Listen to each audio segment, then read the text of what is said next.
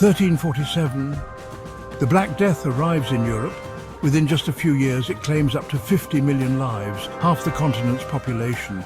But what if it didn't stop there? What if the plague wiped out everyone in Europe? No Renaissance, no explorers, no industrial revolution. Would humanity still advance? Or would this be the end of civilization as we know it? Today we're diving into a chilling alternate history where one of the deadliest pandemics in history rewrites the future. In this alternate timeline, the plague's mutation makes it unstoppable. Entire villages vanish overnight. Cities like Florence, Paris and London become graveyards. There are no doctors left to treat the sick, no priests to bury the dead. Europe becomes a wasteland, its population reduced to zero within a few decades. Without people to maintain the infrastructure, bridges collapse, farmland reverts back to wilderness, and history's greatest cities are swallowed by nature. Europe's demise sends shockwaves across the world. The Silk Road, the lifeblood of trade between East and West, crumbles. Goods that once flowed between Asia, the Middle East and Europe suddenly have no buyers. In the Middle East, economies struggle to adapt. In Asia, trade slows, but their populations and decentralized economies help them recover faster. The global power structure begins to shift away from the West forever. One of the greatest casualties of Europe's extinction, the age of exploration. Without European powers like Spain and Portugal to lead the charge, the Americas remain isolated. There's no Columbus, no Magellan, no Vasco da Gama. Indigenous civilizations in the Americas flourish, unchallenged by colonial invaders.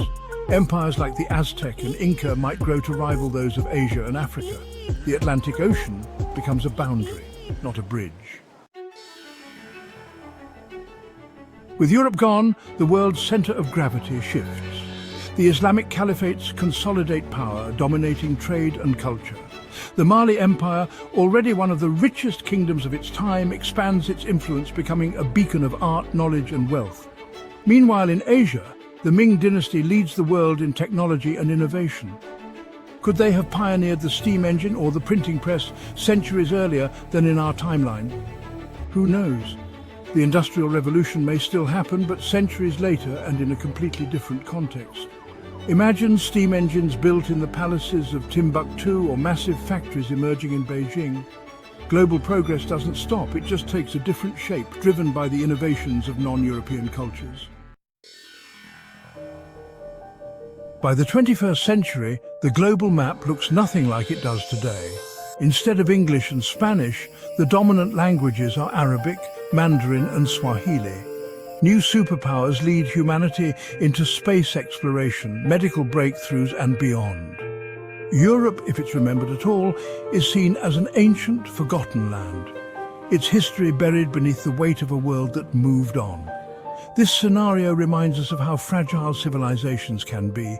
Europe's downfall would have reshaped every aspect of our world, from culture and science to who leads us into the future. But here's the question.